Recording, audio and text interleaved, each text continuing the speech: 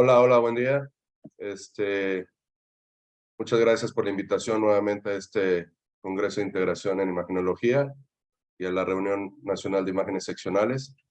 Muchas gracias a la Sociedad del Centro Médico Nacional, siglo XXI, por la invitación y estoy muy agradecido. En esta ocasión vamos a dar la charla de perfusión cerebral.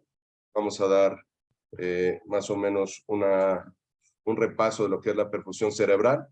Nos vamos a dirigir un poco a la perfusión por tomografía y al final vamos a dar un esbozo nada más, una plática que próximamente intentaremos dar de perfusión sin contraste. Los objetivos de esta charla son conocer qué es la perfusión cerebral, la utilidad de la perfusión cerebral con sus indicaciones y patrones de comportamiento, algunas de las limitantes y la utilidad de ASL, que es la llamada secuencia por resonancia de perfusión sin medio de contraste endovenoso o sin gadolinio. Como ya sabemos, el stroke, el ictus o el EBC es una de las principales causas de muerte y de discapacidad en los adultos. Es un síndrome caracterizado por disminución o interrupción de flujo sanguíneo cerebral por oclusión vascular. Aproximadamente un 80% de estos eventos son isquémicos y el restante son por ruptura de una estructura vascular, ya sea por aneurisma o ruptura capilar o hemorragia. ¿Qué condiciona esto? Da lugar a una pérdida repentina de funciones cerebrales focales. Hoy por hoy, cuando es isquémico, el tratamiento que se da es de 3 a 4.5 horas con trombolisis intravenosa desde que ha iniciado los síntomas. Y como ya sabemos, la imagen es clave para la instalación de tratamiento o descartar causas para potencialmente dar el tratamiento de esto. En sí, ¿qué es la perfusión cerebral? Es el aporte de sangre a un determinado tejido. En este caso al cerebro. Es una de las funciones normales. Y se refiere a un conjunto de técnicas desarrolladas para la obtención de medidas no invasivas de parámetros hemodinámicos. Como ya sabemos, es complemento al estudio convencional, ya sea por tomografía o por resonancia magnética, y el arterial spin labeling es la llamada secuencia por resonancia magnética, que es una perfusión sin contraste. Como ya sabemos, la tomografía multimodal tiene mayor disponibilidad en casi todos los centros y es una herramienta indispensable para la selección de los pacientes candidatos a tratamiento fibrinolítico y o endovascular. El ictus, o cuando queremos manejar como tal un concepto de ictus de un paciente, es un circuito de selección y traslado urgente de pacientes con sospecha clínica a un centro de referencia donde potencialmente pueda ser tratado adecuadamente, ya sea con un tratamiento endovenoso o con un tratamiento endovascular. Para esto es indispensable que haya una estrecha coordinación entre los servicios de urgencias e intrahospitalarios, así como los de imagen, para el inicio del tratamiento sea el mínimo. Como ya sabemos, y esto lo hemos referido muchas veces, si se disminuye el adecuado aporte de oxígeno y glucosa sin revertir, obviamente va a favorecer una muerte celular y lo que nos va a llevar a la muerte del tejido cerebral. Las manifestaciones clínicas van a depender del territorio afectado y de la extensión, y la trombolisis endovenosa nos va a ayudar cumpliendo criterios clínicos radiológicos. La primera modalidad que utilizamos para descartar esto, obviamente sabemos que es la tomografía, y uno de los principales hallazgos es valorar los signos tempranos de un ictus y obviamente descartar causas hemorrágicas, como en este estudio que vemos aquí abajo, una tomografía simple y una tomografía con contraste, donde vemos prácticamente una hemorragia subaracnoidea difusa multiterritorial de múltiples territorios, principalmente alojado la mayor cantidad de sangre hacia la cisterna de la cerebral media del lado izquierdo, y cuando pasamos medio de contraste, pues localizamos un aneurisma sacular hacia el segmento supraclinoideo de la arteria carótida interna del lado izquierdo, que fue la causante de esta hemorragia por ruptura del mismo. Esta es una de las causas en lo que se descarta o se favorece otras causas para el tratamiento. Ya sabemos que el tiempo es cerebro, entonces entre más tiempo tardemos en tratar al paciente, más tiempo, más probabilidades tenga de sufrir una secuela o que no tenga posibilidad a una reversión de sus síntomas. ¿Qué se tiene que hacer en forma habitual cuando tenemos un código ictus, un código cerebro, un código stroke, depende cómo le llamen en sus centros, es detener las actividades de la sala de tomografía y en su caso la de resonancia, tener listo el inyector con medio de contraste, obviamente no iónico, un acceso periférico y retirar los accesos extras del paciente. Que incluye el protocolo de una perfusión por tomografía, la tomografía de cráneo simple, la perfusión como tal y la angiotomografía. Y esto se hace precisamente para tener una evaluación a escala visual y de reporte inmediato al personal clínico para que puedan tener acceso al tratamiento o evaluar posibilidades de tratamiento endovascular. El protocolo para perfusión cerebral habitualmente son de 8 centímetros. Algunos de los equipos ya tienen para hacer todo el cráneo. Como ya comentamos, primero se obtiene una tomografía sin contraste del cerebro y generalmente es obtenida volumétricamente y reformateada en los 3 planos. ¿Cuáles son las indicaciones? Las hemorragias, el infarto cerebral agudo establecido y para el cálculo de la puntuación de ASPEC. ASPEC es una puntuación temprana del programa de accidentes cerebrales vasculares en tomografía de Albert. Es una puntuación tomografía cuantitativa de 10 puntos en estas distintas localizaciones y cada uno de estos puntos, de acuerdo a lo que esté involucrado, se va restando 1 para ver la posibilidad de que en algún momento se pueda establecer pronóstico del paciente. Y esto va dirigido prácticamente al territorio de la arteria cerebral media de los 2 lados. Cuando tenemos alguna de las ocasiones clínica de territorio posterior o de fosa posterior, en alguna de las ocasiones o la mayoría de las ocasiones, el clínico prefiere que no se haga la tomografía y se hace directamente la resonancia magnética, dado la presentación de los síntomas del territorio. Estos son los parámetros técnicos, más o menos, a los cuales hacemos la perfusión cerebral por tomografía. En este caso es por tomografía.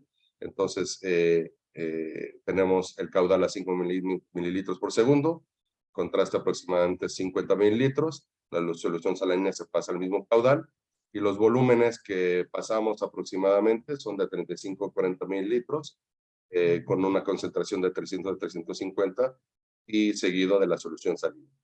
Obviamente el tamaño de la cánula o del yelco debe ser con un calibre adecuado para que pueda pasar el caudal de una forma adecuada, al menos de calibre 18. ¿Por qué? Porque la tasa de inyección vamos a pasar a 6 o 8 mililitros aproximadamente, desde 5 hasta 8. ¿Qué hacemos? Luego se administra el medio de contraste y se calculan varios parámetros de perfusión cerebral. Por lo general, estos incluyen el volumen sanguíneo cerebral, que estas son las siglas que nosotros vamos a ver. Volumen sanguíneo cerebral relativo es cuánta sangre llega independientemente del tiempo, con un rango normal de 4 a 5 mililitros por cada 100 gramos de tejido cerebral. El flujo sanguíneo cerebral, y con estas siglas se representa, indica cuánta sangre llega por unidad de tiempo, en un rango normal de 50 a 60 mililitros por cada 100 gramos por minuto. El tiempo de tránsito medio, que es lo que indica cuánto tiempo tarda la sangre en atravesar la vasculatura cerebral, con un rango normal aproximadamente de 5 segundos, este es en tiempo, y el tiempo hasta el máximo o el Tmax, o tiempo hasta el pico, que su compartimiento suele ser muy similar al tiempo de tránsito medio. Entonces vean cómo estos 4 parámetros y en algún momento estos 3 son los que habitualmente necesitamos para la perfusión por tomografía y obviamente también por resonancia magnética.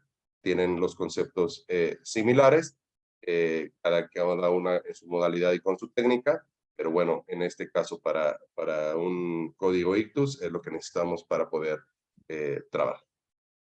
Esto es lo que necesitamos de la tomografía y obviamente del bolus tracker, y cuando se hace en algunos equipos la hace el cálculo automáticamente agarrando la arteria y la vena.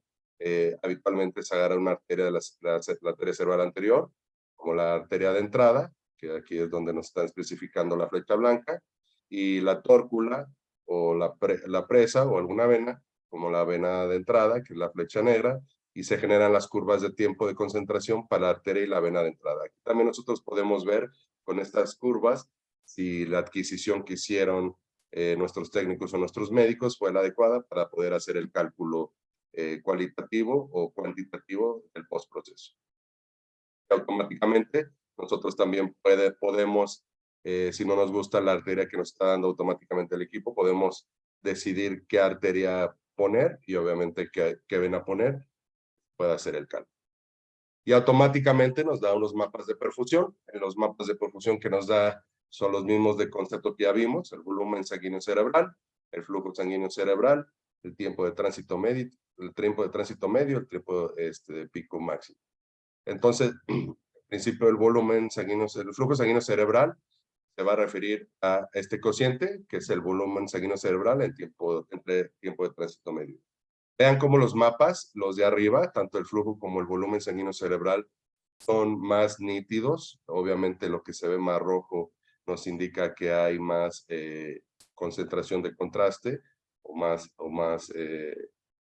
cantidad de contraste a este nivel o de sangre, por decirlo así. Y vean cómo los que están abajo, que es el tiempo de tránsito medio, principalmente, vean cómo los mapas, yo les digo como que tienden a ser un poco más sucios o menos nítidos, pero así se representan de acuerdo al algoritmo. Habitualmente, ¿cómo se va a presentar la interpretación en una tomografía por perfusión? Vean cómo este foco rojo que tenemos aquí es el core o el núcleo del infarto. Todo ya está muerto. Esto nos lo da automáticamente el equipo. Donde tenga la afectación clínica es donde se hace el cálculo. Y todo lo que está en verde, vean cómo es penumbra. Entonces, este es un cuadro de referencia donde podemos ver en forma cualitativa cómo se comporta un ataque isquémico transitorio, cómo se comporta como tal la penumbra o el mismatch y el infarto, ¿no? Entonces vean cómo en la TIA el tiempo de tránsito medio puede estar aumentado, así como el volumen sanguíneo cerebral, pero el flujo está normal. En la penumbra el tiempo de tránsito medio está obviamente aumentado o retrasado, si lo quieren ver así. El flujo está disminuido, pero el volumen puede estar aumentado. Entonces, esto quiere decir que este es territorio potencialmente salvable. Y cuando está el infarto súper establecido, pues obviamente aquí está súper retardada la llegada del contraste al territorio afectado. El flujo sanguíneo cerebral está disminuido, pero el que está súper agotado o ya muerto es el volumen sanguíneo cerebral, que es en este caso lo que está en rojo, lo que está prácticamente dando el infarto ya establecido o muerte celular o tejido muerto, pero todo lo que está en verde potencialmente es tejido salvable.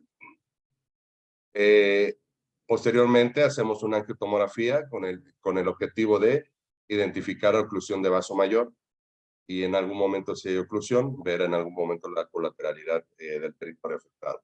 Entonces, ese es el objetivo de que también tengamos la angiotomografía. Hay unos reportes en los cuales el futuro podría ser la tomografía simple con la angiotomografía para valoración del ictus o del tratamiento del ictus.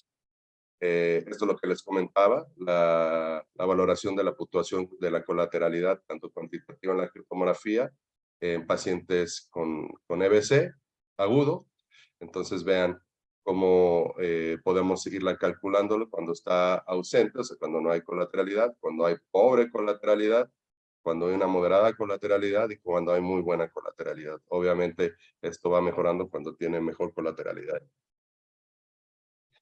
Con esto vamos a revisar unos casos de perfusión cerebral. Vamos a dirigirnos a perfusión cerebral para que vayamos viendo y ustedes también vayan adecuando su vista a ver los mapas de colores. En algunos equipos también ya empieza a cuantificar tanto las propias estaciones del equipo, así como algunas plataformas de PACS ya tienen esto para poder cuantificar. Este es un caso de un femenino de 48 años con deterioro neurológico agudo, y vean cómo al momento de hacer la perfusión cerebral, este es el volumen sanguíneo cerebral, no vemos una gran afectación, los mapas de colores se ven prácticamente simétricos. En donde llegamos a tener alguna alteración es aquí en el tiempo de tránsito medio. Vean cómo son distintos cortes, vean cómo la sustancia blanca del hemisferio izquierdo está un poco más marcada que la del cerebro contralateral. Aquí hay dos cuestiones, aquí hay o que hay algún artefacto que nos esté dando una oclusión muy marcada abajo en la cerebral media o en la carótida interna izquierda, que en realidad esté teniendo datos de oligoemia o alteración en la vasorregulación, pero lo que es evidente es que está muy marcado sobre el lado izquierdo y la clínica establece ahí. Este es el segundo caso. Vean cómo tenemos los mapas de colores del volumen sanguíneo cerebral con una paciente de 19 años con una disección carótida izquierda. Obviamente se establecieron los síntomas neurológicos cuando tenemos el volumen sanguíneo cerebral contra el tiempo de tránsito medio. Vean cómo esta marca que tenemos aquí muy negra es el infarto prácticamente ya establecido, y en el tiempo de tránsito medio vean cómo esa extensión es mucho más amplia. El paciente se le hizo la angiotaquia, obviamente estaba ocluida y con la disección también tenía una oclusión de la cerebral media, y vean cómo en los estudios de control, después del tratamiento, solamente se quedó el infarto establecido. Entró obviamente a trombectomía, se le pudo destapar tanto la carótida como la cerebral media, y este es el estudio de control. Entonces vean como en la perfusión, aunque el núcleo se quedó mucho más bajo, está comparado con la difusión de resonancia y el FLAIR. Este es una zona de reperfusión o de pequeño sangradito, pero vean cómo todo el territorio que se veía en la tomografía de perfusión inicial, la voy a regresar para que la vean, todo esto se pudo salvar, eso es el mismatch o la penumbra, y en el cual, gracias al tratamiento endovascular, se pudo recuperar. Y vean cómo el tiempo de tránsito medio se recupera y se hace normal, y este es el ejemplo post-trombectomía de angioresonancia magnética intracerebral, donde está permeable toda la vasculatura. Este es otro caso, es una femenina de 92 años con hemiparesia izquierda, con 16 puntos de NIHSS. Vean cómo pues, tiene importante carga lesional, pero lo que empezamos a notar aquí son los signos tempranos de infarto agudo, ¿no? Vean cómo está el signo del ribete, la pérdida de diferenciación de los ganglios basales del lado derecho. No alcanzamos a ver en forma estricta la hiperdensidad del vaso y se le hace una perfusión cerebral. Vean cómo no hay importantes cambios en los mapas, tanto del volumen sanguíneo cerebral como del flujo. Vean cómo, aunque aquí está pixeleado estas partes, pero vean cómo en el tiempo de tránsito medio hay una parte súper importante de la arteria cerebral media del lado derecho que está dándonos retraso o retardo en la llegada del medio de contraste y que nos indica que ese territorio es el que está sufriendo.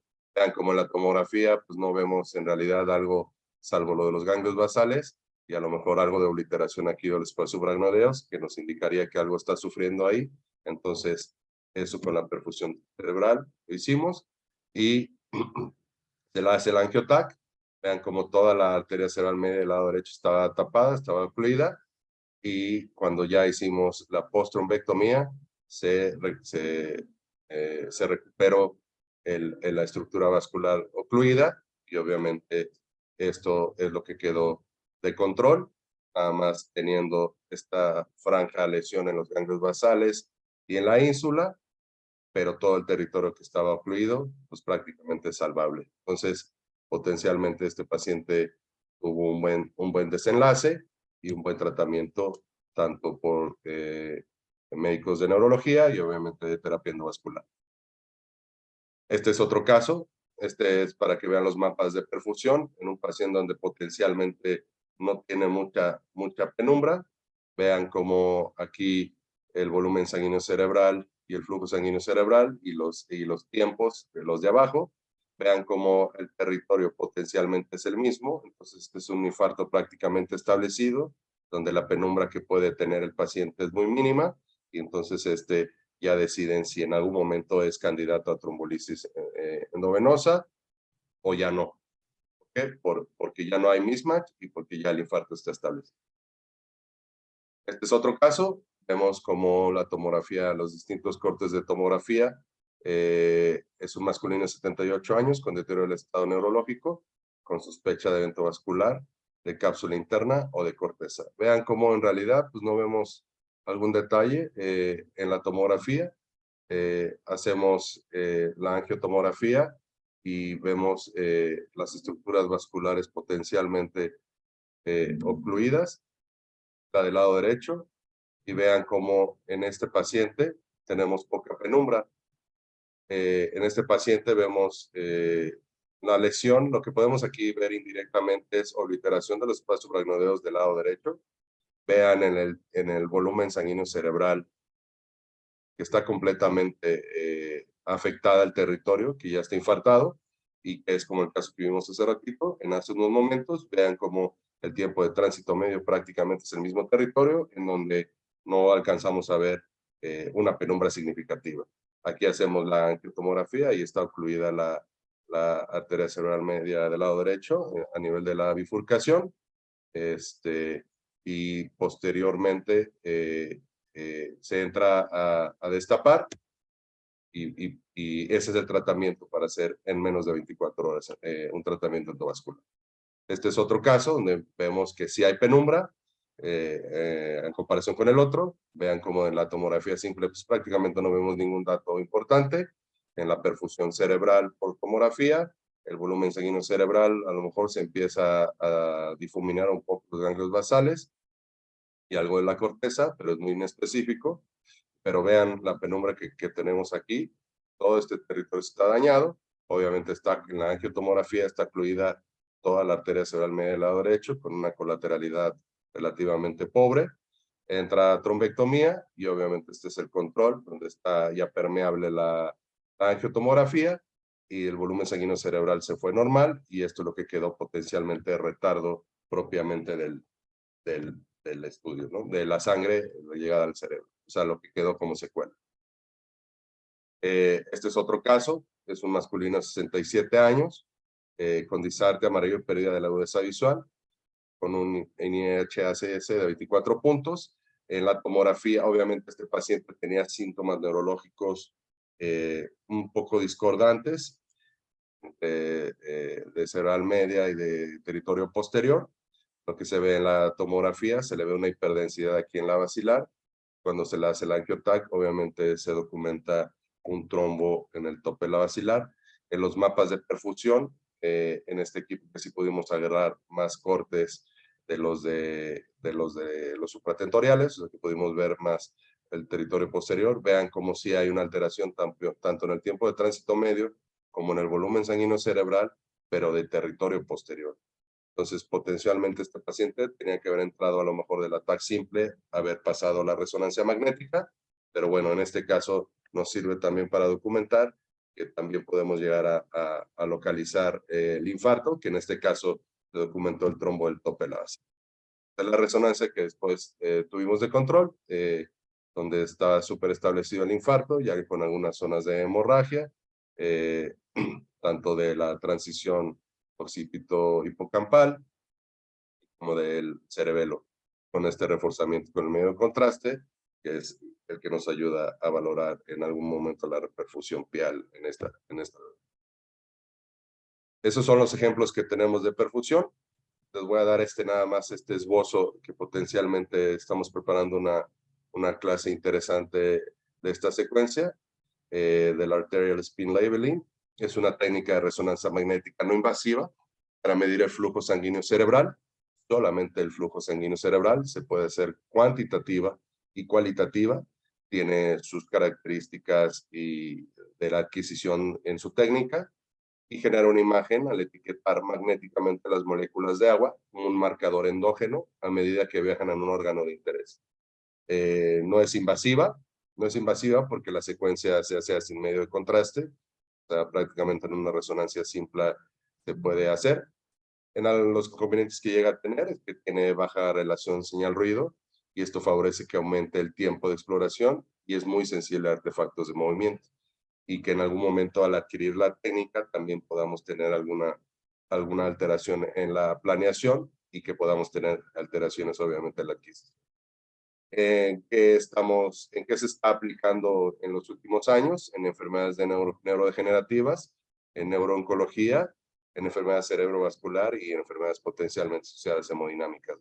Entonces, esto ya tiene varios años presentándose. La verdad es que se ocupa poco en los centros, dado que la perfusión por contraste nos da más parámetros, tanto semi-cuantitativos como semi-cualitativos, pero en este caso creo que en algún momento puede ser útil en pacientes con estas enfermedades y en algunos momentos en pacientes vulnerables y obviamente en pacientes que se dirijan específicamente.